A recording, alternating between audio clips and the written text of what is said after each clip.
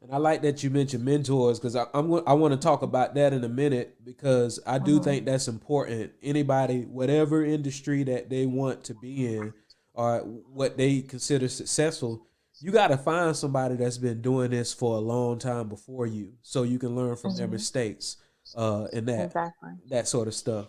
So, how long do you still rent a booth, or do you have your own shop? How does that work?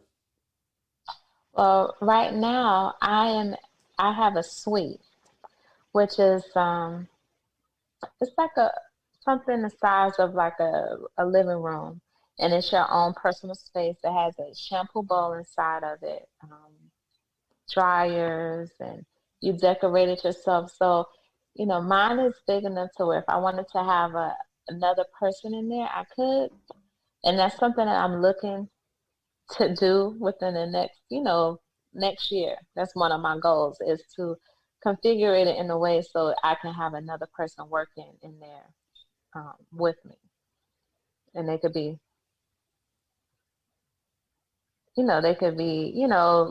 somebody that I can teach because I've gotten to a point now where I want to teach other people, and my clientele is getting big. It's getting to a point where I have to turn people away. And I don't want to do that. I don't want to turn business away. I want to keep growing, keep expanding. So my goal for 2021 is to have people work under me That's good. That's a good or goal. to teach people. That's a good goal. So tell me, have you ever saw someone in a salon where they seem like they had some good skills, but for whatever reason they didn't have that many customers? Do you know? Have you ever seen that before? Or usually, if you got skills, you got customers regardless.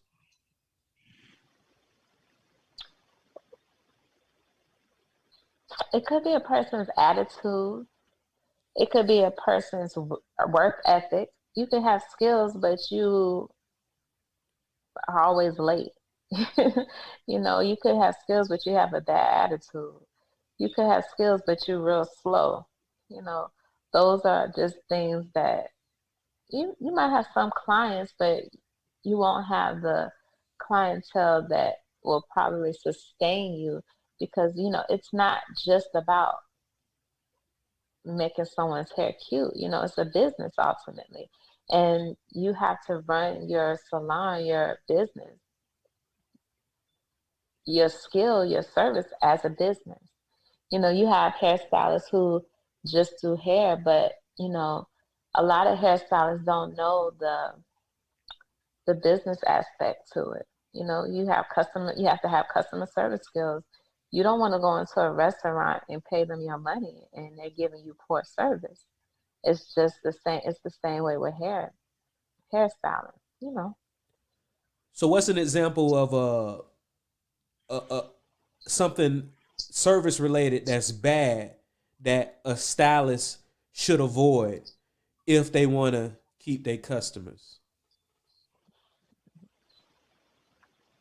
Um, I guess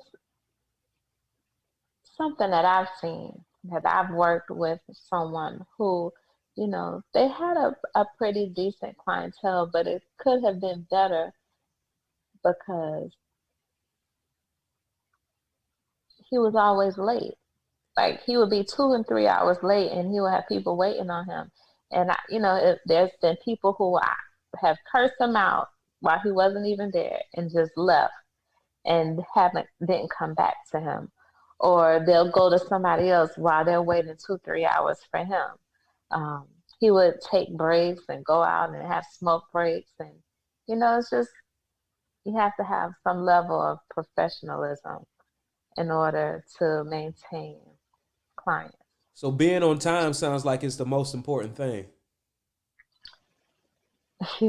Yeah, being on time, and I would also say the mood and the atmosphere of the salon. You have your,